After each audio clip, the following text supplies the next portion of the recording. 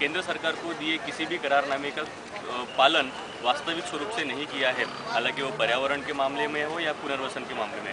केंद्र सरकार का जो जीआर है आदि पुनर्वसन मग उत्खनन, इस जीआर को उन्होंने किसी भी प्रकार का तवज्जो ना देते हुए इन 7 सालों में बरांज, मोकासा, तांडा, मानोरा और बाकी गांवों का पुनर्वसन नहीं किया है और अवैध स्वरूप से उत्खनन उन्होंने शुरू कर दिया है। इस 7 साल से हम ऐसे घूम रहे हैं, पेट पालने के लिए हमारे कुछ जगह थी, वो जगह छीन के ये कंपनी वाले चला रहे हैं। हमारे बच्चे ऐसे घूम रहे हैं, हर गाँव का बच्चे लोग अंदर ड्यूटी में लेकर वो कंपनी चला रही है। एसपी साहब को उनको पैसे भर के हमको डटा रहे हैं। वो जमीन दिया, फुकट में ले लिया, वो हमको नौकरी भी नहीं, हमारा पैसा पूरा भी नहीं करके दे रहा है। हमारा घर मौज के ले जा रहा है, लेकिन हमारा चेक निकाल रहा है नहीं, सब उसके बाप की चला रहा है। वो हमको क्या बोलते हैं भाई कांग्रेस वालों, बोले आप इसमें हाथ मत डालिए, वडेरा जी की माही से, सोनिया जी की माही से इतना हाथ डालिए डायरेक्ट हमको।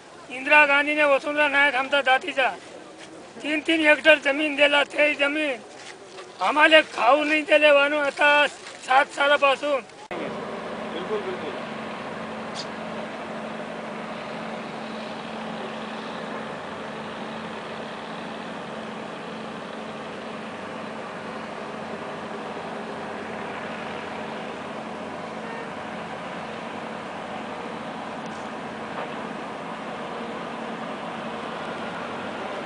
इन्वायरमेंटल क्या क्या दिक्कत होता है? पानी का जो टेस्ट है या फिर हवा में क्या कुछ ऐसा प्रॉब्लम होता है आप लोग को? हाँ, धूल मिट्टी तो बहुत होती है और ब्लास्टिंग की वजह से बारूद की बात आती है, वो बंदूकी सांस नहीं ले सकती, ऐसी होती है।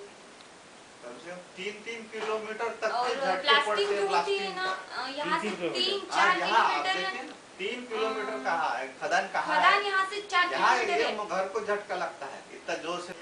This is the village Chargaon under the mining area block of Chargaon, Telwasa and Charwasa,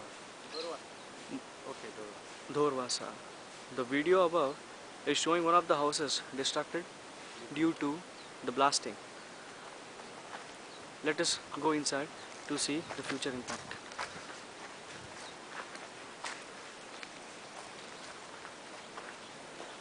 Due to the heavy blasting of the mines, people have been forced to vacate their houses and villages.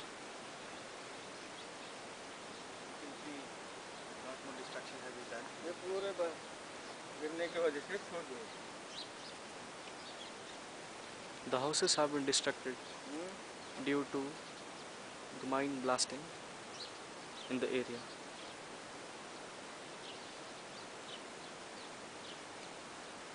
My correspondent Nayan.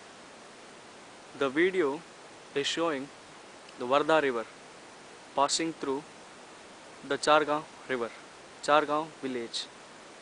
Wardha divides the district of Chandrapur and Yavatmal, being its border. Wardha river is being surrounded by 3 blocks of mining: Chargaon, Telwasa and Dhorwasa.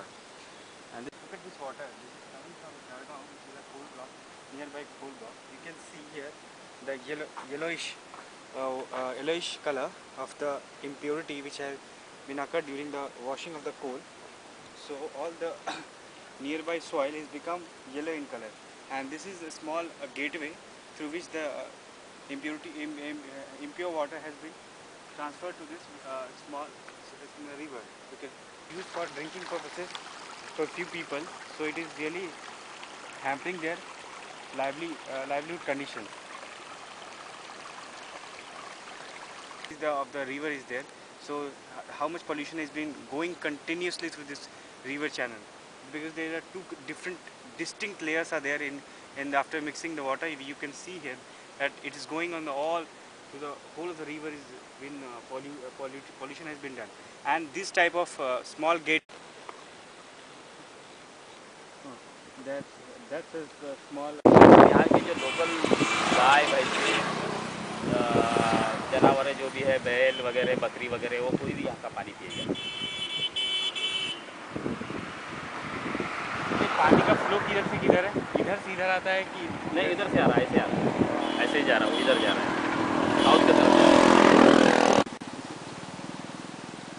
ये देखो जी, ये drum yard बनाया है।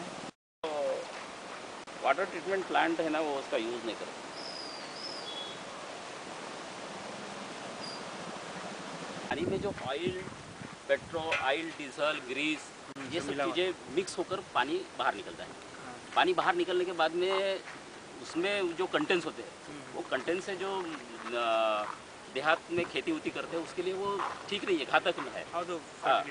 हाँ, तो फिर लेकिन लोगों को लगता है, जो जनरल लोग हैं, उनमें अवेयरनेस न होने से वो क्या सोचते हैं कि ये तो पानी है, पानी से ही तो अपन प्रोडक्शन ले सकते हैं। डॉक्टर बाबा साहब आम्बेडकर ने बनाया वाला जो कॉन्स्टिट्यूशन है, वो इतना अच्छा है कि सारे दूसरे देश उसको एडप्ट करके सुंदर बन रहे हैं। लेकिन जहाँ ये संविधान बना, वहीं उसको फॉलो नहीं किया जा रहा है। यहाँ जानवर भी पानी नहीं पी सकते। देख लीजिए, आप नज़र दौड़ा दीजिए, इस तरफ या इस तरफ दौड़ा दीजिए, आपको कहीं भी कोई गाय, भैंस, बकरी या ऐसा पानी पीते हुए नजर नहीं आएगी। इतना पोल्यूटेड पानी है। लॉन्ग लाइफ वाले झाड़ लगाना चाहिए, जो शेड्यूल में है, तो वो झाड़ लगाना चाहिए। ये बहुत कम लगाते हैं, दिखाते हैं बहुत कि हमने लगाए करके, लेकिन बाद में नॉन शेड्यूल के जो झाड़ लगाते हैं, सूबा वुड, नीलगिरी, इस प्रकार के, और जिसका एनवायरनमेंट के लिए विशेष कोई ज़्यादा फायदा नहीं होता। और उसके बाद में क्या होता है कि ये कुछ जो झाड़ लगाते हैं जो सूबा वुड के, वो सूखने के बाद में उसके बीज नीचे गिरते हैं, तो उससे फिर से वो झाड़ उगाते हैं ऊपर में। जो युवा वर्ग है अपने देश का, उनमें अवेयरनेस होना चाहिए, और वही अपने को आगे में कोई भी डेवलपमेंट के लिए है ना सपोर्ट कर। मैं वासुदेव विधाते, मैं तो किसान हूँ, लेकिन मैं पढ़ाई कर चुका हूँ। मैं LLB करके एडवोकेट करके मैं काम करता हूँ, लेकिन उससे ज़्यादा मैं किसान ही ज़्यादा। जो AI नोटिफिकेशन 2006 के तहत पब्लिक हियरिंग होता है, वो बहुत अहमियत रखता है किसी भी प्रोजेक्ट के बारे में। अगर पब्लिक हियरिंग, पब्लिक कंसल्टेशन अगर सही ढंग से नहीं होता है, तो MOEF जो है वो उस प्रोजेक्ट के लिए एनवायरमेंट क्लियरेंस नहीं देता है। अगर एनवायरनमेंट क्लियरेंस अगर नहीं होता है तो वो प्रोजेक्ट आगे नहीं जा सकता है करके हमने पब्लिक हियरिंग के ऊपर में कॉन्सेंट्रेट किया है। क्योंकि हमें अगर प्रोजेक्ट नहीं चाहिए हमारे एरिया के अंदर में, तो प्रोजेक्ट पब्लिक कंसल्टेशन का जो पार्ट है पब्लिक हियरिंग का, उसके ऊपर कॉन्सेंट्रेट करा के वो ना हुए और MOEF को रिपोर्ट ऐसा ना जाए कि इस एरिया के अंदर के जो भी लोग हैं उनको कोई हरकत नहीं है, दिक्कत नहीं है प्रोजेक्ट के बारे में।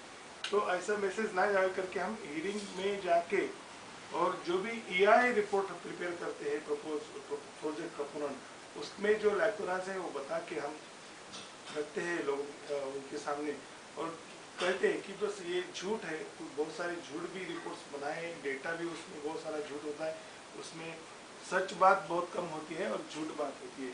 तो ये रख के हम कोशिश करते हैं कि जो हमारा एक नुकसान होने जा रहा है उसको बचाने के लिए, तो हम कोशिश करते हैं कि प्रोजेक्ट हमारे एरिया के अंदर में ना आए।